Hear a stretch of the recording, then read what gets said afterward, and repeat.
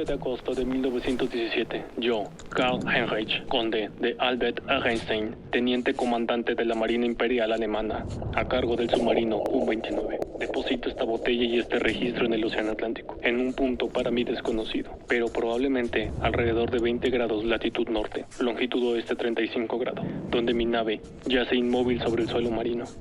Lo hago por mi deseo de establecer ciertos hechos inusuales ante el público, cosa que de no sobrevivir, lo que es muy probable, no podré entregar en persona, ya que las circunstancias que me rodean son tan amenazadoras como extraordinarias, e involucrarán no solo la inmovilización desesperada del U-29, sino el deterioro de mi voluntad de hierro, propia de un alemán, de manera muy desastrosa. En la tarde del 18 de junio, según la información de la radio U-61, con el destino a Kiel, torpedeamos al carguero británico Victory, que se dirigía de Nueva York a Liverpool. Coordenadas latitud norte 45 grados 16, longitud oeste 28-34 grados, permitiendo a la tripulación abandonar el barco con el objetivo de granjear una buena imagen cinematográfica para los registros del almirantazgo. El barco se hundió muy pintorescamente. En primer lugar, la proa se elevó quedando fuera del agua, mientras que la popa quedó perpendicularmente en el fondo del mar. Nuestra cámara no se perdió de nada, pero lamento que también un ruido de película nunca pueda llegar a Berlín. Después de eso, hundimos también los botes utilizando nuestras pistolas y nos sumergimos. Cuando emergimos al ponerse el sol, el cuerpo de un marinero se encontraba sobre la cubierta, con las manos aferradas de manera curiosa en la barandilla. El pobre infortunado aún era joven, de piel oscura, aunque muy apuesto, probablemente un italiano o griego, y, sin duda alguna, miembro de la tripulación del Victory. Había buscado refugio, evidentemente, en el mismo barco que se había visto obligado a destruir el suyo. Una víctima más de la guerra injusta de agresión que los impíos ingleses estaban librando contra la madre patria alemana. Nuestros hombres lo inspeccionaron buscando algún recuerdo, y se encontraron en el bolsillo de su abrigo una pieza dispareja de marfil tallado, que representaba la cabeza de un joven coronado de laureles. Mi compañero oficial, el teniente Clancy, creyó que se trataba de algo antiguo y de gran valor artístico, por lo que se lo quitó a los hombres, guardándolo para sí mismo. ¿Cómo es que había llegado a poseerlo un marinero común? Ni él ni yo podíamos imaginarlo. Cuando aquel muerto fue arrojado por la borda, se produjeron dos incidentes que crearon mucha perturbación entre la tripulación. Los ojos del hombre habían sido cerrados, pero al arrastrar su cuerpo hacia la barandilla, estos se abrieron, y muchos parecieron tener la extraña ilusión de que miraban constante y burlonamente a Schmidt y Zimmer, quienes se inclinaron sobre el cadáver. El contramaestre Müller, un anciano que habría tenido mejor suerte de no haber sido un cerdo alaciano supersticioso, se arrebató tanto por esta impresión que se quedó mirando el cuerpo en el agua y juró que después de que se hundiera un poco, habría sacado sus brazos cual nadador y se habría marchado a toda velocidad hacia el sur, bajo las olas. Clancy y yo desaprobamos estas muestras de ignorancia campesina y amonestamos gravemente a los hombres, sobre todo a Müller. Al día siguiente, una situación muy problemática se creó debido a la indisposición de algunos de los tripulantes. Evidentemente, estaban padeciendo por la tensión nerviosa ocasionada por el largo viaje. Además, habían tenido malos sueños. Varios parecían bastante aturdidos y estupidizados. Luego, tras haber constatado personalmente que ninguno estaba fingiendo su debilidad, los eximí de sus funciones. El mar parecía bastante peligroso, razón por la que descendimos a una profundidad donde las olas fueran menos problemáticas. Aquí estábamos relativamente tranquilos, a pesar de una corriente que iba rumbo al sur, un poco desconcertante, que no pudimos identificar con la ayuda de nuestras cartas oceanográficas. Los gemidos de los enfermos eran indudablemente molestos, pero ya que no parecían desmoralizar al resto de la tripulación, no recurría a medidas extremas. Nuestro plan era permanecer donde estábamos e interceptar al transatlántico Dacia, que se mencionó en la información de los agentes de Nueva York. Por la tarde, emergimos a la superficie y encontramos el mar un poco menos agitado.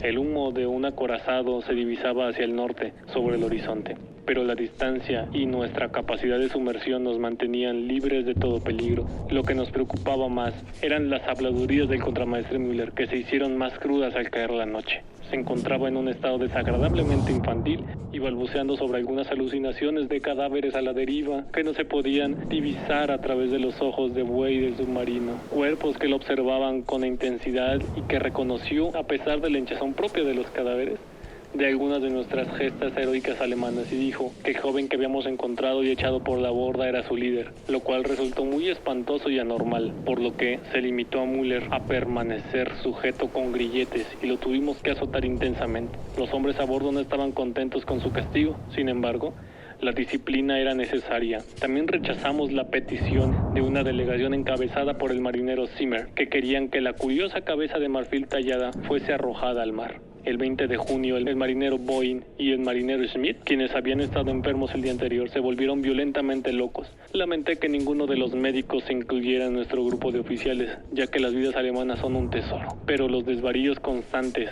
de los dichos marineros era una constante maldición que incitaba a la subversión y no a la disciplina. Por lo tanto, se tomaron medidas drásticas. La tripulación aceptó el veredicto de manera hosca, lo cual pareció tranquilizar a Müller, quien a partir de entonces no dio ningún problema. Por la tarde lo liberaron y él hizo sus deberes en silencio. La semana siguiente todos estábamos muy nerviosos y esperando el Dacia. La tensión se vio agravada por la desesperación de Müller y Zimmer, quienes, seguramente, se suicidaron como consecuencia de los temores que parecían haberlos acosado. A pesar de que nadie atestiguó el momento en el que saltaron por la borda, yo estaba bastante seguro de haberme librado de Müller, pues incluso su silencio había afectado desfavorablemente a la tripulación. Todo el mundo parecía dispuesto a permanecer en silencio ahora, como si mantuviera un miedo secreto. Muchos estaban enfermos, pero nadie hizo disturbios. El teniente Clancy permaneció irritado por la tensión y lo molestaba la mínima nimiedad, como el agrupamiento de delfines que se había reunido alrededor del U-29, e iba crecía en número o la intensidad creciente de esta corriente que se dirigía hacia el sur, sin que pudiera ser registrada por nuestro radar. Se hizo evidente, a fin de cuentas, que habíamos perdido el Dacia por completo. Esos casos no son infrecuentes, y estábamos más contentos que decepcionados, ya que nuestro regreso a Wilhelmshaven era inminente, como lo determinaba la orden.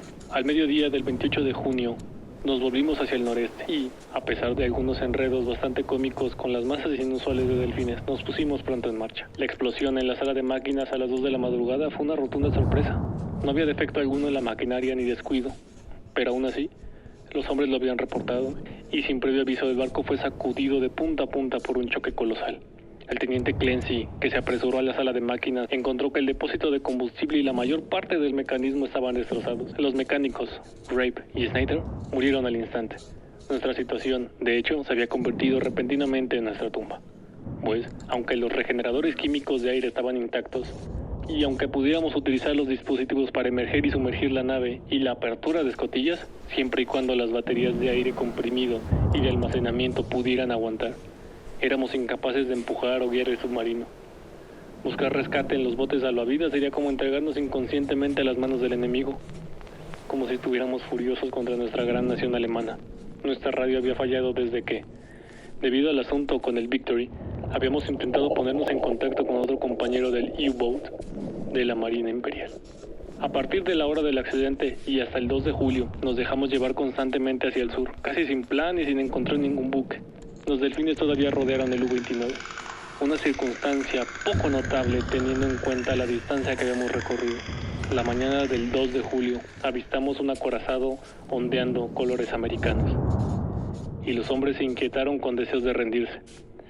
Por último, el teniente Clancy tuvo que disparar a un marinero llamado Trout, quien instó a este acto no alemán con especial fervor. Esto calmó a la tripulación por un tiempo y nos sumergimos desapercibidos. La tarde siguiente, una densa multitud de aves marinas llegó provenientes del sur y el mar se levantó siniestro. Cerramos escotillas, aguardando algún progreso, hasta que nos dimos cuenta de que debíamos o bien sumergirnos o hundirnos entre las olas montañosas. Nuestra presión de aire y electricidad iban decreciendo. Nos hubiera gustado evitar todo uso innecesario de nuestros recursos mecánicos, pero en este caso, no habría otra opción. No descendimos mucho y, cuando varias horas después el mar se tornó más tranquilo, decidimos volver a la superficie. Aquí, sin embargo, un nuevo problema surgió, pues el buque no respondió a nuestras órdenes, a pesar de todo lo que los mecánicos podían hacer. Mientras tanto, en los hombres creció más el miedo por permanecer en esta posición submarina. Algunos de ellos comenzaron a murmurar nuevamente acerca de la figura de marfil del teniente Clancy, pero la aparición de una pistola automática los calmó. Mantuvimos a los pobres diablos tan ocupados como pudimos, restaurando la maquinaria, aun cuando sabíamos que era inútil. Clancy y yo normalmente dormíamos a distintas horas, Y durante el turno de mi sueño, alrededor de las 5 de la mañana, el 4 de julio, estalló el motín general. Los 6 marineros restantes, todos unos cerdos, sospechando que estábamos perdidos, habían estallado repentinamente en una furia loca, dada nuestra negativa de rendirnos ante el acorazado yanqui 2 días antes, y permanecieron en un delirio de maldición y destrucción. Rugieron como los animales que eran y rompieron los instrumentos de medición y los muebles de manera indiscriminada, gritando dislates a la maldita imagen de marfil y el joven moreno fallecido, que los había mirado y se había alejado como si nadara. El teniente Clancy parecía paralizado e inútil, como uno podría esperar de un suave y afeminado Rittenhandler. Le disparé a esos 6 hombres porque era necesario y me cercioré de que no quedara nadie con vida. Expulsamos los cuerpos a través de las escotillas dobles y permanecimos solos en el U-29. Clancy parecía muy nervioso y bebía mucho. Se decidió que nos mantendríamos vivos el mayor tiempo posible con un gran stock de provisiones y suministros químicos de oxígeno, los cuales no habían perecido por las locuras de aquellos cerdos marineros hijos de perra. Nuestras brújulas, medidores de profundidad y otros instrumentos delicados se arruinaron, de manera que, a partir de entonces, cualquier cálculo sería mera conjetura, basada en nuestros relojes, calendarios y nuestra aparente deriva. A juzgar por los objetos que podíamos divisar a través de los ojos de buey o del puente de mando, afortunadamente todavía teníamos almacenadas baterías capaces de un largo uso, tanto para iluminar el interior como para el reflector. A menudo echábamos un haz alrededor del barco, pero solo veíamos nadar delfines de forma paralela a nuestro curso, que era la deriva. Yo estaba interesado científicamente en esos delfines, pues, aunque el Delphinus delphis ordinario es un mamífero cetáceo, incapaz de subsistir sin aire, vi de cerca a uno de esos nadadores por cerca de 2 horas y no lo vi alterar su estado sumergido. Con el paso del tiempo, Clancy y yo decidimos que todavía estábamos a la deriva hacia el sur.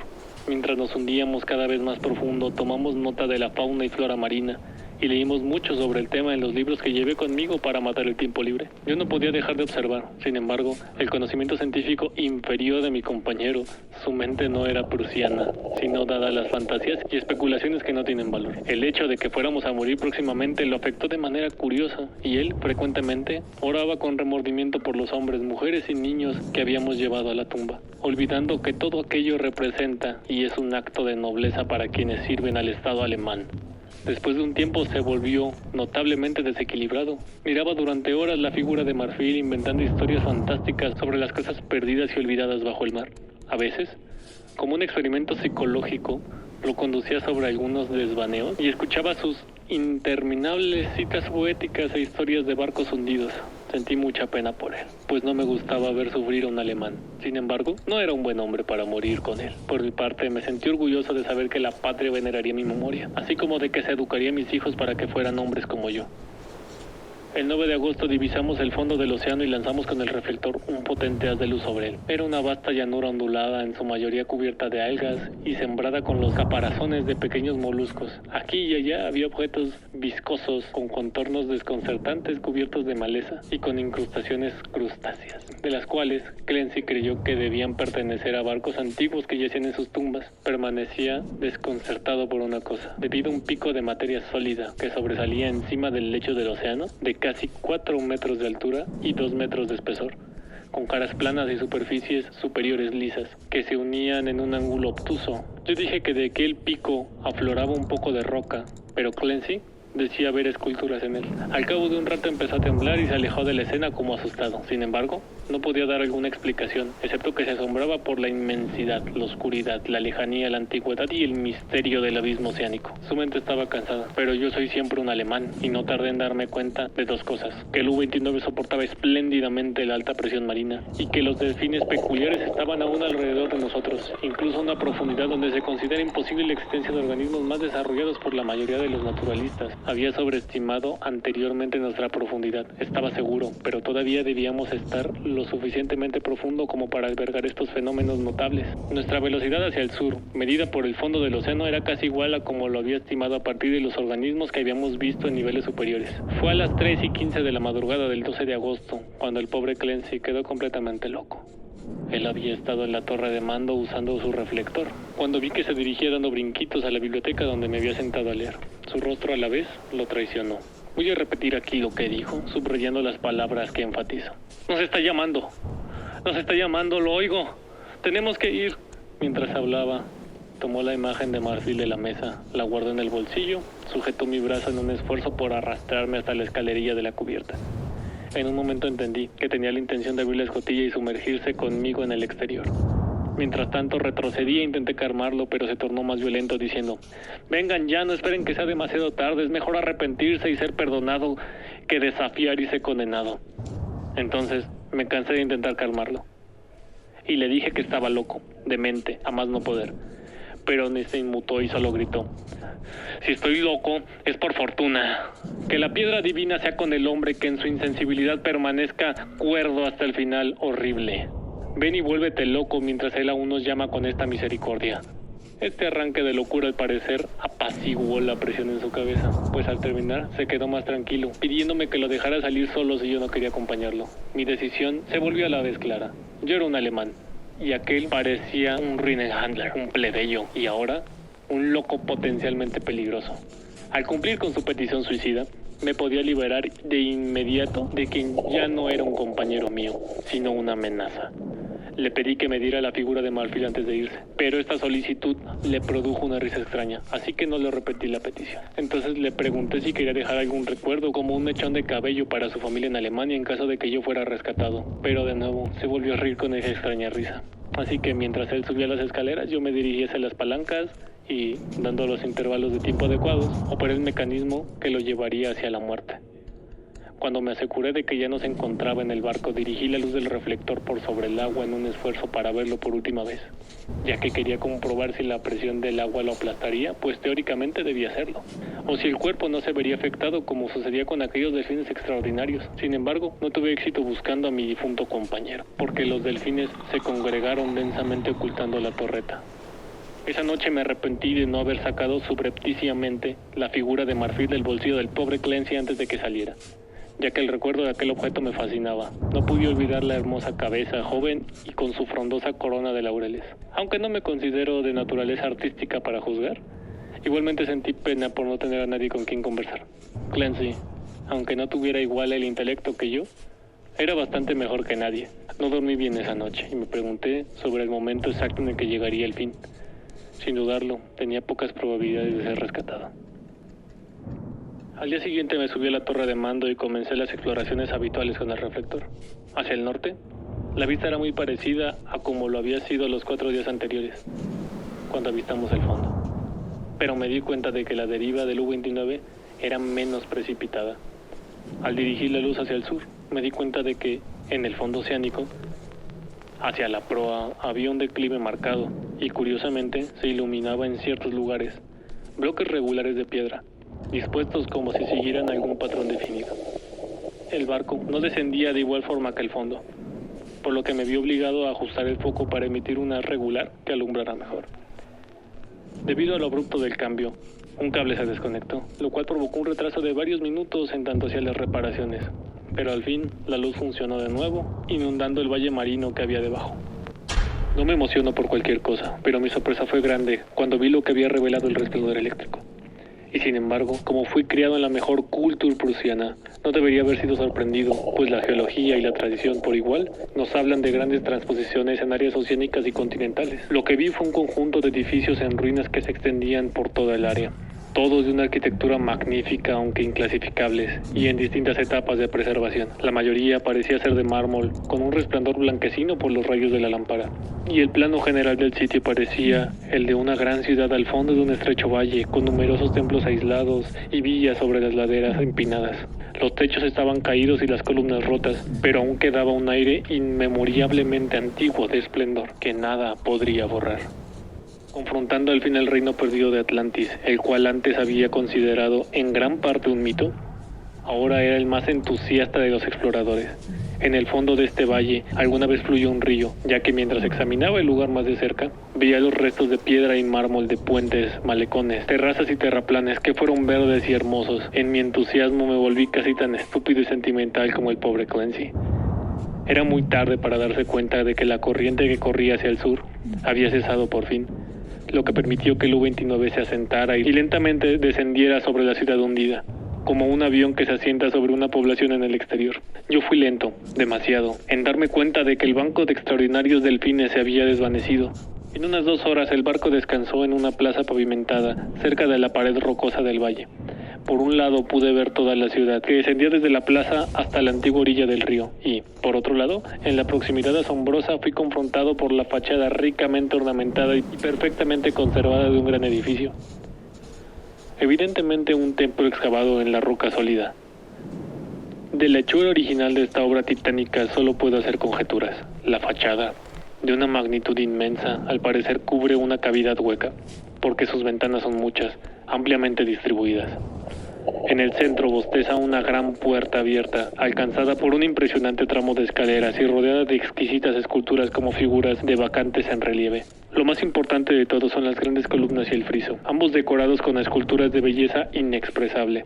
Obviamente, retratando escenas y procesiones de sacerdotes y sacerdotisas que llevaban extraños dispositivos ceremoniales en adoración de un dios radiante. El arte es de una perfección más que excepcional.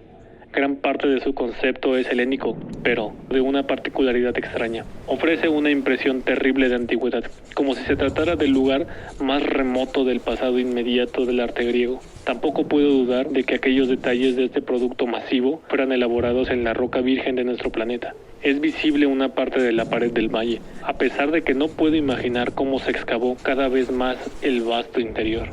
Tal vez se trataba de una caverna o una serie de cavernas relacionadas con el núcleo. Ni la edad ni la inmersión han corroído la grandeza primigenia de esta asombrosa flor de la vida pasada, pues debe tratarse de una gloria pasada, y hoy, después de miles de años, descansa inmaculada e inviolada en la noche sin fin y en el silencio de un abismo marino.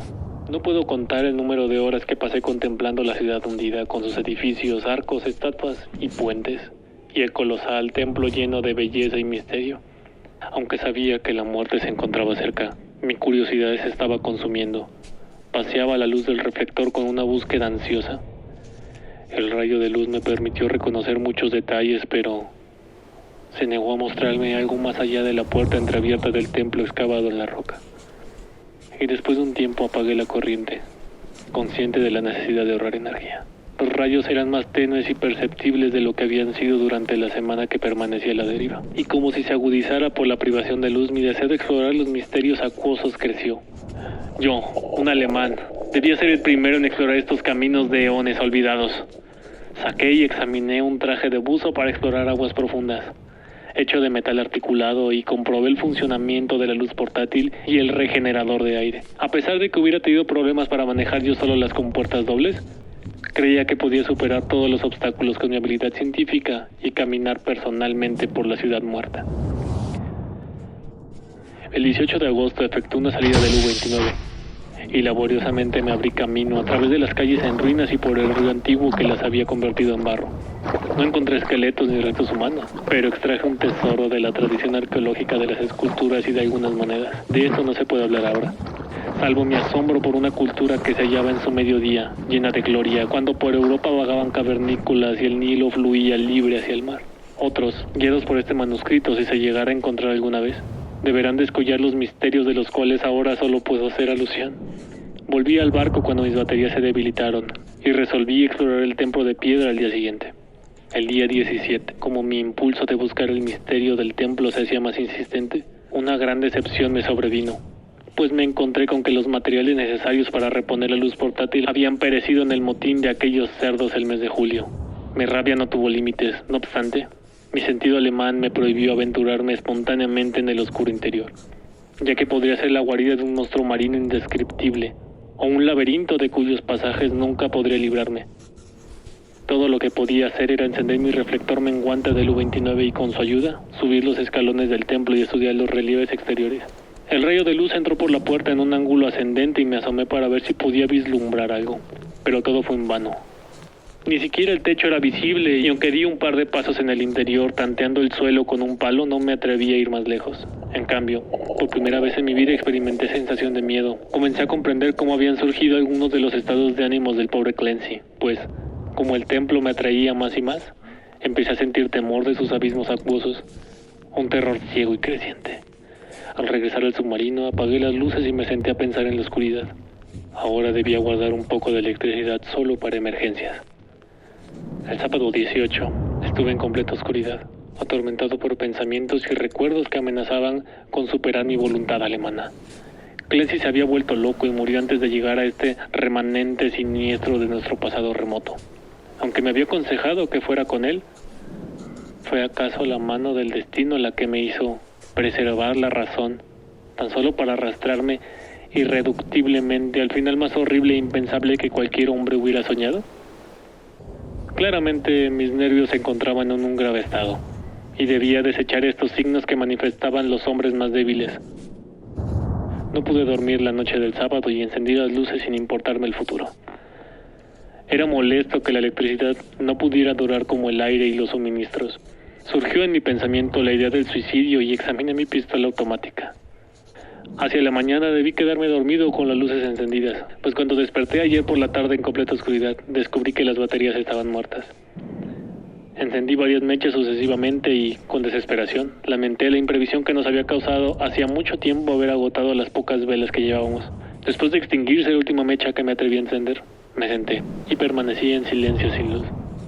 Mientras reflexionaba sobre el final inexorable, mi recuerdo se volvía hacia los eventos anteriores y creció una gravísima impresión que había permanecido latente hasta entonces y que había provocado el estremecimiento en el hombre más débil y supersticioso.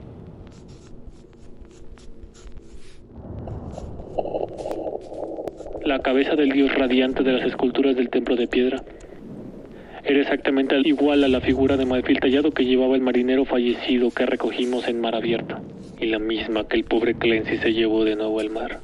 Yo estaba aturdido por esta coincidencia, pero esto no me aterrorizó.